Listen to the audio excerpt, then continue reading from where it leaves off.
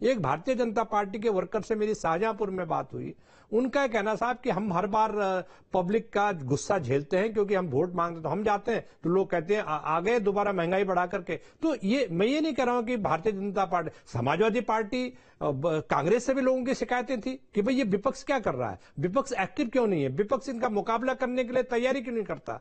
ये चाहता है कि हम इनको, भारतीय जनता पार्टी कम से कम स्टेबल सरकार केंद्र में दे रही है, तो ये अगर स्टेबल सरकार दे रहे हैं तो देश को स्टेबल सरकार की जरूरत है। तो मुझे लग रहा है कि ये जो पॉइंट था भारतीय जनता पार्टी के, तमाम तरह की नाकामियों के बाद भी लोगों ने, गुस्से के बाद भी भारतीय जनता पार्टी के पक्ष में एक वर्ग था जो भारतीय जनता पार्टी को कर रहा था। हम तो एक बैंक मैनेजर मिल गए रिटायर्ड मेरे को बरेली में, वो कह रहे थे साहब कि हम तो भारतीय मोदी का कोई मुकाबला नहीं है, आप बताइए कौन नेता है। तो ये जो अपोजिशन, एक कंबाइंड फेस और एक कॉमन मिनिमम प्रोग्राम जो जनता का, वो ये है कि कांग्रेस पार्टी का जो घोषणा संकल्प पत्र था या घोषणा पत्र जो भी था, उसने कुछ तस्वीर दिखाई। और मैं 1989 से जनरल इलेक्शन कवर कर रहा हूं, वैसे तो 84 से किया मैंने, लेकिन 89 से तो मैं जॉब में, जर्नलिस्ट की जॉब में आ गया। तो मैंने ये देखा कि पहली बार कोई घोषणा पत्र जनता में डिस्कशन हुआ, और अब विपक्षी जो सत्ताधारी पार्टी वो भी डिस्कस कर रहे,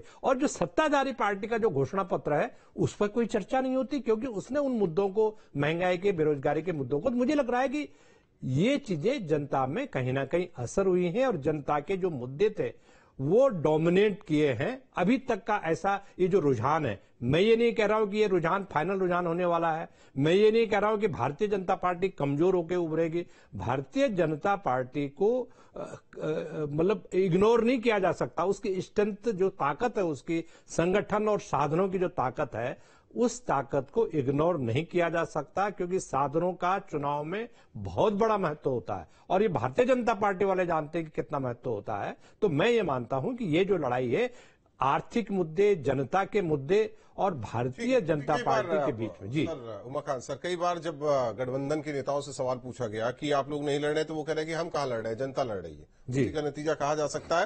हिमांशु हमारे साथ मुजफ्फरनगर से सहयोगी जुड़े हुए हैं। हिमांशु, वहां की क्या तस्वीर, यानी कि क्या अभी तक के आंकड़े?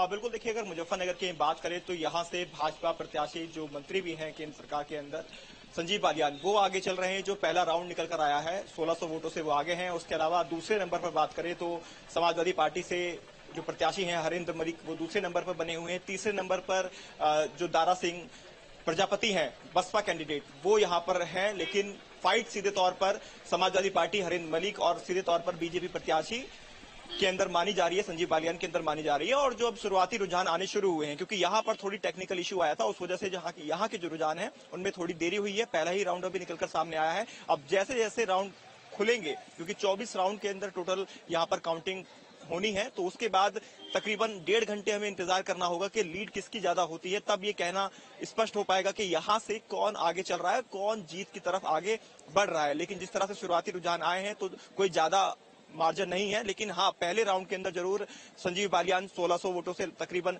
आगे हो गए हैं। दूसरा राउंड कुछ देर में